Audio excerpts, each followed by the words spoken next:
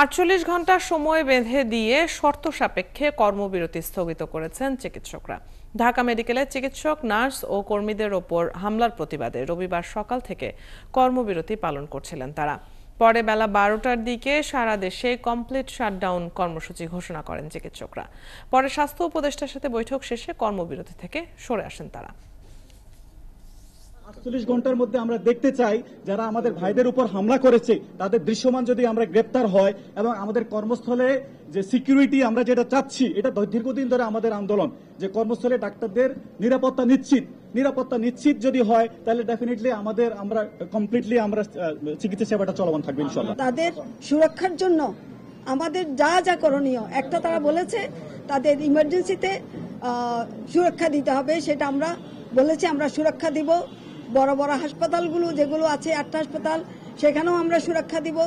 ঢাকায় already medical হাসপাতাল already জোরদার করা হয়েছে, সেখানে বিজেপি দেওয়া হয়েছে, আর্মিও আছে, পুলিশও আছে। যে আসামিরা এই অঘটন ঘটিয়েছে তাদেরকে অ্যারেস্ট করার পরপরই তারা সম্পূর্ণ সার্ভিস চালু করবেন সারা দেশব্যাপী। এখন থেকে জরুরি চিকিৎসা সেবা এখন থেকে শুরু হচ্ছে। এ বিষয়ে বিস্তারিত খবর নিয়ে ঢাকা মেডিকেল কলেজ হাসপাতাল থেকে যুক্ত হচ্ছেন সহকর্মী সাজিদ সরকার। সাজিদ, ব্রিফিং এ কি বললেন স্বাস্থ্য উপদেষ্টা, আর কর্মবিরতি প্রত্যাহারের পর চিকিৎসকরা কি হাসপাতালে রোগী দেখতে শুরু করেছেন?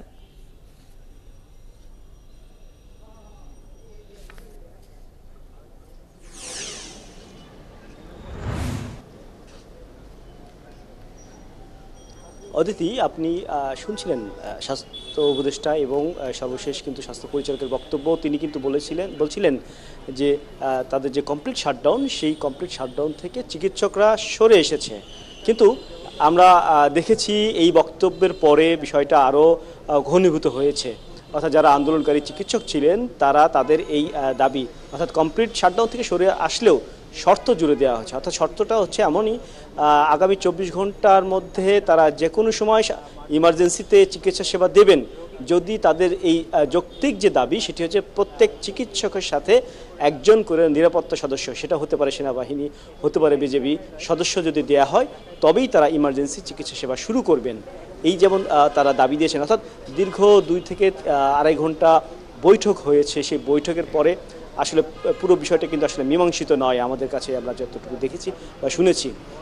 এবং আন্দোলনকারীরা তারা আরও শর্ত জুড়ে দিয়েছেন, সেটি হচ্ছে যে তারা একই সাথে যে ইনডোরের যে চিকিৎসা সেবা চলছে সেই চিকিৎসা সেবাগুলো তারা চালিয়ে যাবেন, কিন্তু তাদের যে অন্যান্য যে দাবিগুলো রয়েছে অর্থাৎ 4 দফার মধ্যে বাকি যে 3 দফা দাবি রয়েছে সেই 3 দফা দাবি যদি 7 দিনের মধ্যে না মানা হয় তাহলে কিন্তু তারা আবারও সেই আন্দোলনে যাবেন।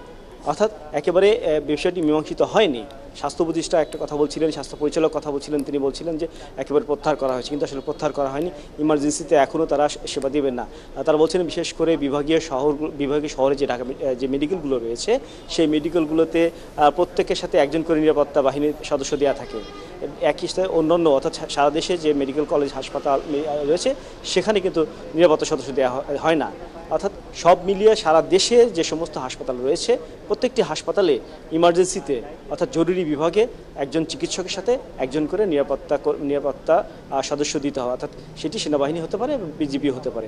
এই দাবিগুলো যদি পরিপূর্ণভাবে মানা হয় তাহলে যদি এটি 5 মিনিট পরেও করা হয় তাহলে তারা কিছুক্ষণ পর থেকে অর্থাৎ 5 মিনিট পর থেকেই ইমার্জেন্সি সেবাতে তারা চিকিৎসা সেবা দিয়ে যাবেন। চিকিৎসকরা কিন্তু এমন দাবিটাই কিন্তু জানিয়েছে।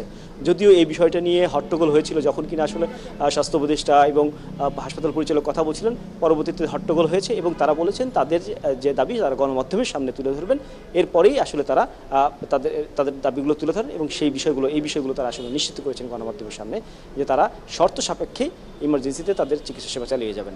অদিতি, সাজিদ, সবশেষ খবরগুলো আপনার মাধ্যমে আমরা জেনে নিলাম। ধন্যবাদ যুক্ত হবার জন্য।